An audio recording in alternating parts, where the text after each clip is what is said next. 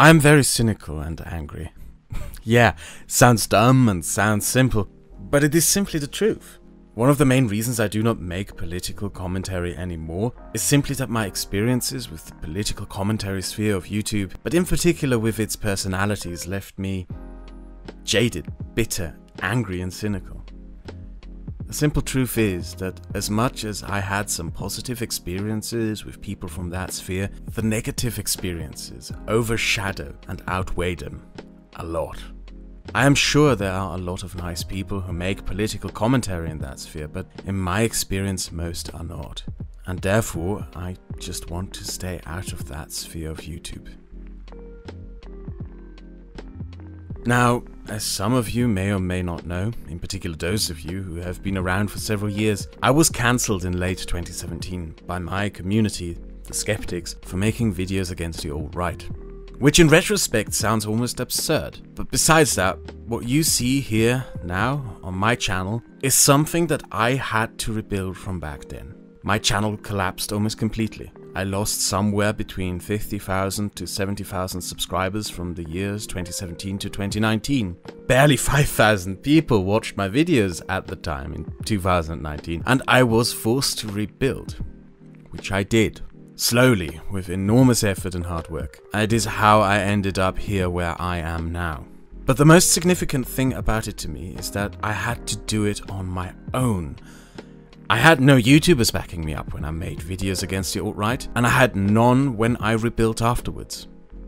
I had a group of very nice and close friends who I can always rely on and trust completely, people who I consider to be some of my best friends in general. But I had no other YouTubers, I had no clique or group of YouTubers to fall back upon for support. Arguably, I mainly had an army of people, of other creators and their followers who were stacked up against me, invested deeply in me failing, and I persevered throughout that. What I have here now is something that I built by myself. But there is something rather funny that happened when I succeeded. The people who cancelled me, well, they were the first to slip into my DMs, praising my latest and most successful videos, thinking I would have just forgotten about what happened. Then their subscribers followed, posting comments like, "We bullied him into making better content." And, well, I started to ban them all. And then something else started happening in late 2019 and early 2020. Subscribers of Vaush and Sean started turning up, posting that the reason I make better videos now is because of Sean and Vaush. And well, I started banning these people too. This just taught me a few things, or at least I concluded a few things out of this. First off, some people are just completely shameless. In 2018, I made a video about Black Pigeon Speaks. And before publishing it, I showed it to people to ask if it was a good video or not, and if I should publish it or not, including Sargon. He said it was a good video, so I published it, and then he was one of the first people to condemn me for making that video. He basically shamelessly used me like a pawn so he could buddy up to Black Pigeon Speaks and cement his relationship with him and his channel by condemning me. The fact that he now just pretends that this never happened, or that he expects me to just forget that and to serve him, it is mind-blowing to me. It borders on the most deranged sociopathy. And then, well, I had conversations with 2 left-wing YouTubers in 2020. People who still knew me as an antagonist and opponent to their beliefs when I made political commentary. And they both told me that when I made my videos against the alt-right in 2017, and when I was cancelled as a result, their community had private conversations on if they should help me or not, or back me or not. And they decided not to do so. And I do not blame them, and neither should you. I disagree with them and their politics. I would have continued disagreeing with them after I was done making videos on the alt-right. I imagine this sounds incredibly cynical from an outsider's perspective, from the perspective of just an ordinary viewer, but yeah, that is how this sphere of YouTube, the political commentary sphere, works. It isn't as much about cooperation, discourse, and debates, and just a genuine marketplace of ideas to discuss things, as it is about, well, strategic planning and maneuvering to promote and nurture your own community, and your own community only, at the expense of those who are not useful to you. And well, I do not want to engage in this anymore. I don't want to be part of this anymore. I do not want to be part of some weird ramshack, cheap YouTube Game of Thrones anymore. And then there's of course the other point from before. I rebuilt alone. Nobody in left-wing YouTube had a role in my rebuilding and my newfound success. The opposite. I know for a fact, as mentioned before, that they decided deliberately to leave me to myself and to deal with the mess I was in. I find it therefore really cynical and even gross when subscribers of Sean claim that Sean is the reason my channel now succeeds, because he and me used to be antagonists 4 years ago. Or when subscribers of Vouch turn up and claim that he bullied me into making better videos. Now, I don't think Sean would be so narcissistic and deluded that he actually believes such crap and tells his audience such stuff. Instead, I believe that this behavior just says a lot about the kind of people that we build as an audience when we are part of the political commentary sphere of YouTube. People who do not care much about your views or even maybe their own views, let alone about political discourse itself. But people who are invested themselves in an e-celeb, a channel, a character, someone's charisma, and the success of that artificial personality. And I just don't want part of this.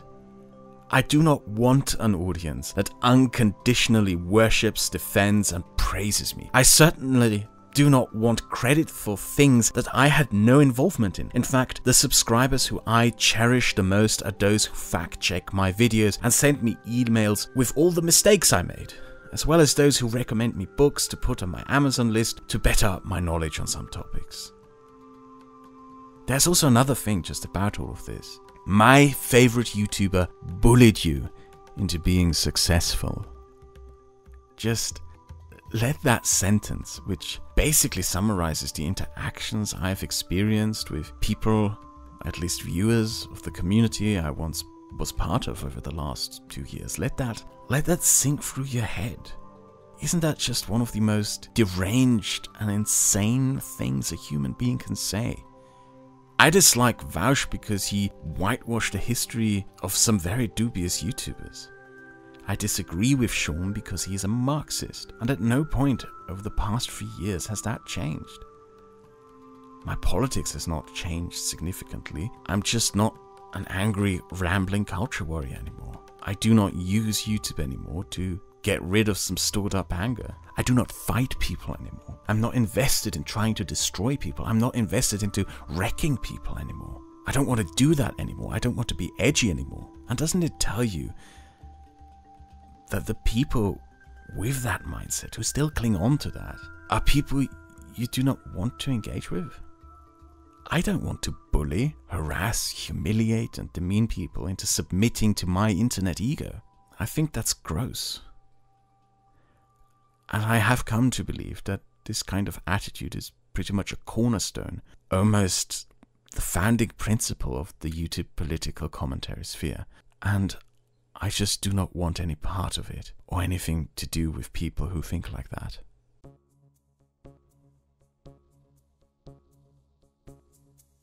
I can use this as a segue into something very important. You have to understand, I detest and absolutely despise my involvement in that sphere of YouTube, which now extends to Twitch. I hate the fact that I was part of it. I believed and helped spread some very nasty notions and ideas, and probably the most harmful thing I did, on which my beliefs have actually changed, is on trans rights. I used to believe the kind of nasty narratives that Blair White built her career on, that most trans women are just trans trenders, and all that nonsense. But what changed my mind on this issue was not watching any trans YouTuber, neither was it any angry woke Twitter mob attacking me or getting harassed over the beliefs I used to hold. No, it was meeting and talking to trans women, becoming friends with trans women. In particular, my friend Archie, who you may remember as the person who helped me make the Turkey series. She's a secular Turk, but more importantly, she's a trans woman who lives in Turkey. Turkey is the single most dangerous country for trans women to live. It is one of the few majority Muslim societies where it is even legal to be trans, yet conservative Islamic notions persist. And Turkey has, as a result, the highest homicide rate of trans women in the world. Being trans in Turkey is extremely dangerous. So why? Why would anyone choose to hop on some supposed American trend of being trans in Turkey? It makes no sense. I've realized increasingly through these interactions that I was part of a stupid culture war detached from reality, mainly very American-centric. And around mid-2019, I gathered together a group of liberals who, like me, were disillusioned with the community we were once part of, and we did what we called skeptic autopsies. We watched our old content, the content we made dating back to 2014. We took notes on what we believed went wrong, and we then discussed what mistakes we made and what we should learn from these mistakes. Now, I do not regret doing this. There are things we learned from this. My content format changed a lot as a result, based on the notes that I took. We agreed that research and quality must be emphasized. We realized that the way we articulated ourselves is what eventually led to that community being subsumed by grifters and eventually by Nazis. I also learned that I had to most definitely need to get control over my angry outbursts. And a lot more.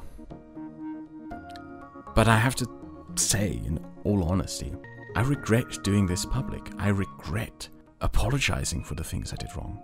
Not because I stopped regretting some of my past actions, but because I realized very soon that my apology was merely a tool for others. It is very ironic to me that as soon as I admitted that some angry racist tweets I made after terrorist attacks in Europe were bad and wrong, that people started using my apology and my admission as a stick to beat me with. It is disgusting to me that left-wing YouTubers reacted by almost being insulted that I had not apologized to them specifically. The first thing that happened after the skeptic autopsies was that a streamer called Vaush lured me onto his stream with the promise of giving me a platform to talk about my cancelling by the alt-right. And then he ambushed me on that stream with weird questions, ultimately leading to this notion that I should apologize to him, a guy who was not even around when the alt-right was still a thing. It grossed me out. This just later turned out to be a precursor for a grift he would pull with others, but fundamentally I'm not here to be anyone's servant. I'm not here to assist anyone's grift, and I am not here to stroke the ego of a bunch of showmen. If I speak with sincerity, I want to be taken seriously. And I have come to learn that this is not a corner of YouTube where this happens. Your beliefs, who you are, and what you believe, well, it doesn't matter. What matters to people in this part of YouTube is how they can frame you to fit into their narratives. I don't want to manipulate people. I don't want to manipulate people's perceptions of people. I don't want to manipulate audiences into hating people. I don't want to manipulate people into harassing people. And I do not want to manipulate audiences into unconditionally worshipping me as some sort of genius. I think that's gross, narcissistic, and it is completely counterproductive to any sort of political discourse. And I therefore just simply do not want to be part of it. I hate Schuenhead. Yeah, I will have to be very frank about this, and most of you have already noticed probably. The reason is simple. She jumped on a bandwagon to condemn me for making videos against the alt-right. And as early back as 2019, she defended and praised Nazi YouTubers, including a person who made my life a living hell by streaming the addresses and phone numbers of my family members, telling his audience to harass them. Yes, Shu defended that guy a mere 4 months before she suddenly rebranded into being the most leftist that ever leftisted on leftist YouTube. I privately confronted her in DMs when she asked why I dislike her so much. I explained it to her in detail. I detailed to her what she did. And she responded that she understood. And then merely a week later she just lied to her audience when she was asked why I dislike her, telling them that she didn't know why I dislike her. Now, I had from 2018 to 2020 largely been ignoring left-wing YouTube, or BreadTube as it came to know. I didn't watch their videos. I tried to mostly just ignore them because I was on a mission, in particular starting in 2019, to build something new and separate from the political commentary sphere. But what they did with Schuenhead, the gross whitewashing of her history, the way they just rebranded her, assisted her in lying about her past, it infuriated me. And it just put me on a course of confrontation with them. I find it really disgusting what they did. When it came to people with who they had some disagreements with, but who made videos against the alt-right, well, they didn't support them and they left them to themselves, which however I understood in the context of YouTube at the time. But when it then came to Schuenhead and how they were just willing to just whitewash her and some of the worst grifting because they just rebranded themselves into being leftist, that just disgusted me. It kind of made me realize that maybe a lot of these leftist YouTubers really never disagreed with us that much, but only just wanted to have the grift that we used to have 3 to 4 years ago. When all that happened, I started watching a lot of BreadTube, and what I saw just made me feel very uncomfortable. It reminded me so much of the skeptic community that I was once part of. There's this channel called Renegade Cut, and I watched his videos and felt really weary and uncomfortable. And I could not point my finger at what it was that made me feel that way until it suddenly clicked in my mind. His style, his presentation, his way of making his points, it reminded me of Black Pigeon Speaks. They both are, of course, of completely opposing political radical positions, but they are so similar in how they do what they do. I realized that BreadTube started out just as we did, with people focused on video essays, and then devolved into emphasizing presentation and aesthetic over factuality and research, and right now is devolving further into drama live streaming, owned, pawned and wrecked videos, down into just moronic blood sports. The more I watch them, the more I get a nasty sense of déjà vu. I get this sense that political commentary YouTube is just a cycle of trends within a culture war, a system of branding and marketing ideology rather than having the discourse that is so vital for political decision making. And the more I came to that realization, the more I realized that I do not want any part in this. Well, for the time being, I will continue making the content I currently make. It seems like you enjoy it. I will continue distancing myself increasingly from the community I was once part of, from the entire sphere of YouTube, of political discourse that I used to be part of. But believe me, it is hard. There is something that almost feels like a phantom pain, a lost limb that keeps itching and pulling me back. But I will be publicly talking less and less about what I was once part of or the people of that sphere. I will be moving away from that. As for liberal commentary, well, I'm in a sort of a little cabal group of liberals, a lot of disillusioned Sargon fans and so forth, and we frequently discuss if we should rebuild a liberal commentary sphere on YouTube. A LibTube of sorts. God, that is a horrible name. And, well, the one thing we all agree on is that if we do, we must break free from the cycle of bad behaviors we all observed. As of right now, we are basically just writing rules and guidelines for ourselves. We believe that the main and most important thing we can do to differentiate ourselves from that sphere of YouTube is to define standards that we rigorously enforce upon ourselves, rather than defining standards that we try to hold others to account for. We agreed to severe gatekeeping and high standards for such a liberal community. And as such, well, it may take a while before I voice my own political opinions again. And even if I ever do again, you guys need to accept that I will not be returning to the type of content that I used to make.